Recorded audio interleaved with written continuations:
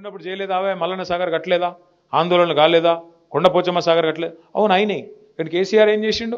పిలుచుకొని మాట్లాడిండు. ఆ రోజు మంత్రులు డైరెక్ట్గా పోయి రోజులు చర్చలు చేసి ఒప్పించి మెప్పించి వాళ్ళకి ఎంత ఇయ్యాలనో ఇప్పించి అవసరమైతే ప్లాట్ ఇచ్చి ఇల్లు ఇచ్చి పరిహారం ఇచ్చి వాళ్ళకి రేపటి రోజున మీ భూముల విలువ పెడుతుందని చెప్పి సంజాయించి కాలు పట్టుకొని కడుపులో తల పెట్టుకొని ఒప్పించుకున్నాం, ఆఖరికి చేసుకున్నాం. మరి వీళ్ళేం చేయాలి? ముఖం చాటేస్తే అయిపోతుందా? అందుకే మీరు దయచేసి చేయాల్సిన డిమాండ్లు మూడే. ఒకటి, మాకు అలైన్మెంట్ అన్నా శాస్త్రీయంగా చేయండి, మేము అభివృద్ధి వ్యతిరేకం కాదు. రెండు, నష్టపరిహారం సమంజసంగా ఇవ్వండి. ఇది సరిపోదు, ఏ రకంగా కూడా బహిరంగ మార్కెట్లో ఒక రేటు ఉంది, ఎస్ఆర్ఓ రేట్ ఒకటి ఉంది. మరి దాన్ని పెంచి మానవతా కోణంలో ఒక దగ్గర మామ్నూర్ ఎయిర్పోర్ట్ కాడ 1,20,00,000 ఇస్తున్నారని చెప్పి కూడా తమ్ముడు ఇచ్చిండు వెంకటేష్. ఎకరానికి ఎయిర్పోర్ట్ 1,20,00,000 ఇస్తారు. మరి మీ దగ్గర ఎందుకు ఇవ్వద్దు అనేది మీ ప్రశ్న. అది వాస్తవమో కాదో నాకు తెలియదు. చూడండి, వాస్తవం అయితే సంతోషమే రాములన్న.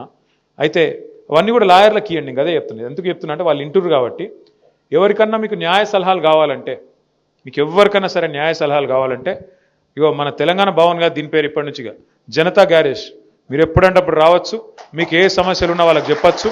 మీకు న్యాయపరంగా కూడా ఎలాంటి చిక్కులు లేకుండా ఇబ్బంది లేకుండా వాళ్ళు మీకు సలహాలు కూడా ఇస్తారు. ఇక మీ వాళ్ళే ఉన్నారు ఇదంతా నాయకులు.